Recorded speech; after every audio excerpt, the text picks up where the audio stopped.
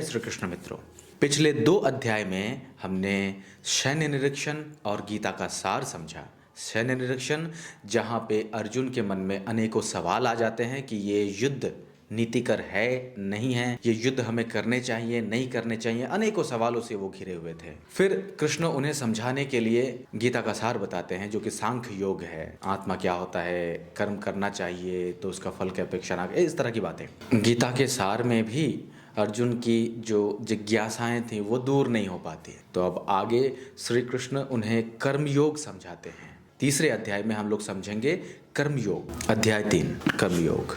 अर्जुन ने कहा, हे जनार्दन, हे केशव, यदि आप बुद्धि को सकाम कर्मों से श्रेष्ठ समझते हैं तो फिर आप मुझे इस घोर युद्ध में क्यों लगाना चाहते हैं? आपके व्यामिश्रित उपदेशों से मेरी बुद्धि मोहित हो गई है, अतः कृपा करके निश्चय पूर्वक मुझे बताएं कि इनमें से मेरे लिए सर्वाधिक श्रेष्ठ कर क्या होगा। इस पर श्री भगवान ने कहा, हे निष्पाप अर्जुन, मैं पहले ही बता चुका हूँ कि आत्म साक्षात्कार का प्रयत्न करने वाले 2 प्रकार के पुरुष होते हैं। कुछ इसे ज्ञान योग द्वारा समझने का प्रयत्न करते हैं तो कुछ भक्तिमय सेवा के द्वारा। ना तो कर्म से विमुख होकर कोई कर्म फल से छुटकारा पा सकता है और ना ही केवल संन्यास से सिद्धि की प्राप्ति की जा सकती है। प्रत्येक व्यक्ति को प्रकृति से अर्जित गुणों के अनुसार विवश होकर कर्म करना पड़ता है। अतः कोई भी एक क्षण भर के लिए भी बिना कर्म किए नहीं रह सकता। जो कर्म इंद्रियों को वश में करता है किंतु जिसका मन इंद्र विषयों का चिंतन करता रहता है, वो निश्चित रूप से स्वयं को धोखा देता है और मिथ्याचारी कहलाता है। दूसरी ओर यदि कोई निष्ठावान व्यक्ति अपने मन के द्वारा कर्म इंद्रियों को वश में करने का प्रयत्न करता है और बिना किसी आसक्ति के कर्म योग प्रारंभ करते हैं तो वे अति उत्कृष्ट है। अपना नियम कर्म करो, क्योंकि कर्म ना करने की उपेक्षा कर्म करना श्रेष्ठ है। कर्म के बिना तो शरीर निर्वाह भी नहीं हो सकता। श्री विष्णु के लिए यथ रूप में कर्म करना चाहिए, अन्यथा कर्म के द्वारा इस भौतिक जगत में बंधन उत्पन्न होता है। अतः हे कुंती पुत्र, उनकी प्रसन्नता के लिए अपने नियत कर्म करो। इस तरह तुम बंधन से सदा मुक्त रहोगे। सृष्टि के प्रारंभ में समस्त प्राणियों के स्वामी प्रजापति ने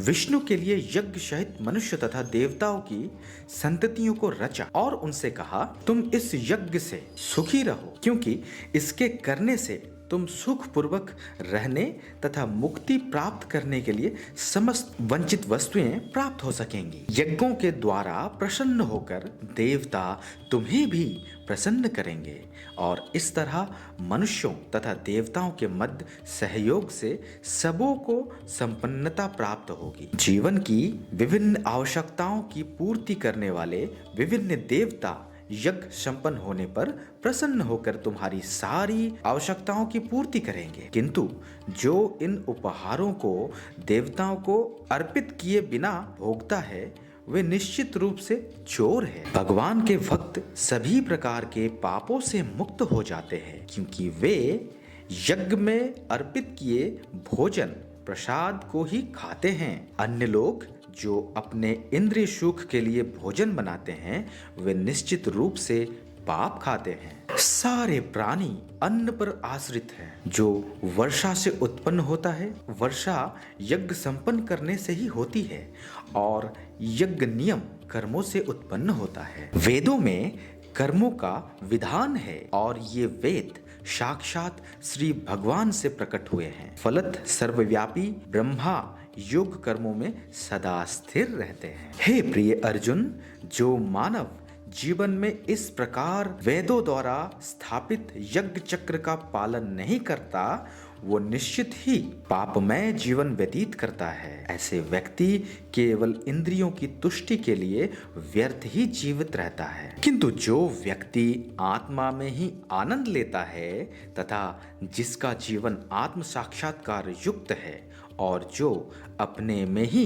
पूर्णता संतुष्ट रहता है उसके लिए कुछ कारणीय या कर्तव्य नहीं है। स्वरूप सिद्ध व्यक्ति के लिए ना तो अपने नियत कर्मों को करने की आवश्यकता रह जाती है, ना ऐसा कर्म ना करने का कोई कारण ही रहता है। उसे किसी अन्य जीव पर निर्भर रहने की आवश्यकता भी नहीं रह जाती। अतः कर्म फल में आसक्त हुए बिना मनुष्य को अपना कर्तव्य समझकर निरंतर कर्म करते रहना चाहिए, क्योंकि अनासक्त होकर कर्म करने से उसे परम की प्राप्ति होती है। जनक जैसे राजाओं ने केवल नियत कर्मों को करने से ही सिद्धि प्राप्त की। अतः संन्यास जनों को शिक्षित करने की दृष्टि से तुम्हें कर्म करना चाहिए। महापुरुष जो जो आचरण करता है सामान्य व्यक्ति उसी का अनुसरण करते हैं।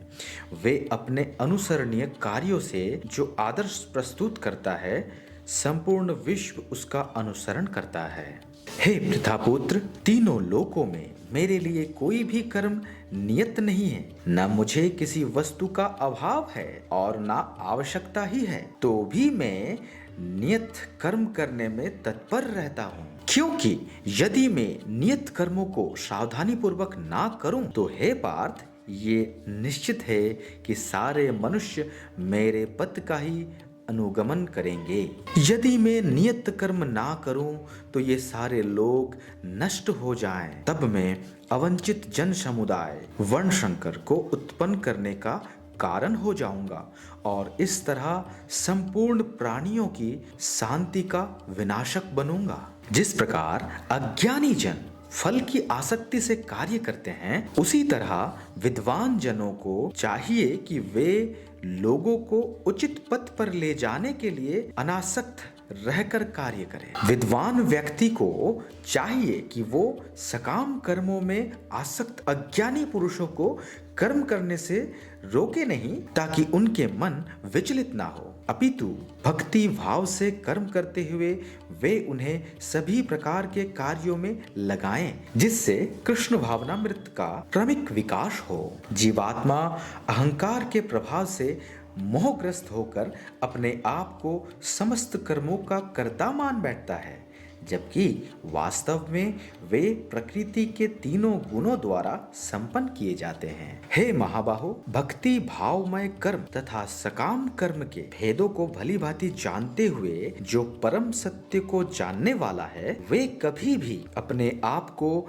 इंद्रियों में तथा इंद्रिय तृप्ति में नहीं लगाता। माया के गुणों से मोहग्रस्त होने पर अज्ञानी पुरुष पूर्णतः भौतिक कार्यों में संलग्न रहकर उनमें आसक्त हो जाते हैं। यद्यपि उनके ये कार्य उनमें ज्ञान भाव के कारण अधम होते हैं, किंतु ज्ञानी को चाहिए कि उन्हें विचलित ना करे। अतः हे अर्जुन, अपने सारे कार्यों को मुझ में समर्पित करके मेरे पूर्ण ज्ञान से युक्त होकर लाभ की आकांक्षा से रहित, स्वामित्व के किसी दाव के बिना तथा आलस से रहित होकर युद्ध करो। जो व्यक्ति मेरे आदेशों के अनुसार अपना कर्तव्य करते हैं और ईर्ष्या रहित होकर इस उपदेशों का श्रद्धा पूर्वक पालन करते हैं, वे सकाम कर्मों के बंधन से मुक्त हो जाते हैं। किंतु जो ईर्ष्यावश इन उपदेशों की उपेक्षा करते हैं और इनका पालन नहीं करते हैं, उन्हें समस्त ज्ञान से रहित, दिग्भ्रमित तथा सिद्ध के